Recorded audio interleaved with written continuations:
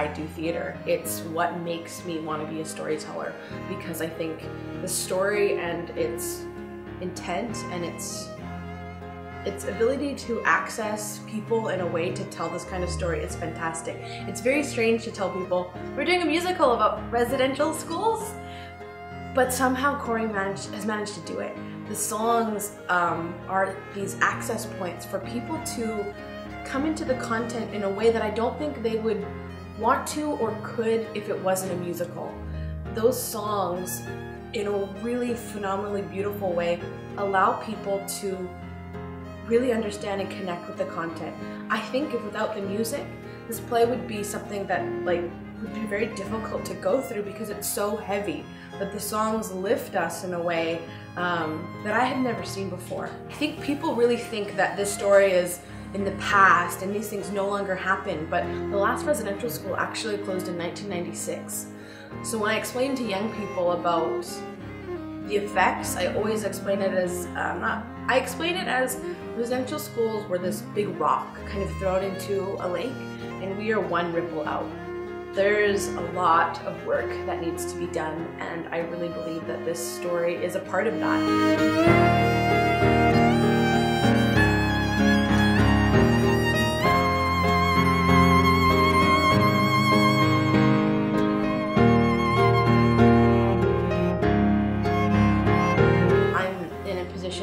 Fortunate that I get to choose shows and I get to be a part of shows like this that have real lasting impact on people, and that's really exciting. Somebody said that this is not even a once-in-a-lifetime opportunity to do this show, because sometimes in a lifetime these opportunities don't even come up. That's how good this show is.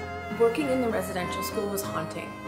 You could feel the presence of these young people. It was extremely emotional. At first when Corey said we were going to rehearse in the residential school, I was like, ugh, I don't want to do that. That sounds really like, I don't want to do it. And then when he talks about reclamation and changing space, I was okay with it. But the first day, there was a moment when I walked up to the door and it says Kamloops Indian Residential School, I was mad and I was sad and I was scared all at the same time. And then I realized that's why the story needs to be told. When the show gets difficult, I kind of harken back to working in the school, because I know that Joanna is many young Indigenous people who had to go through residential schools. So not only do I feel like I have to tell this story because of Joanna and who she is as a character, but I think she is the representation of so many young people who don't have a name, who no one's heard their or told their story. And I think as an Indigenous person, I have a responsibility to tell these stories and participate in productions like this. But working in the residential school was tough. It was tough, but I think it was absolutely necessary. When the daycare would get out, the Little Fawn daycare was there, and you could hear these kids laughing. There were many moments where I was brought to tears, because it was such a reminder that that's how young these young children were when they were taken, and they were in the school.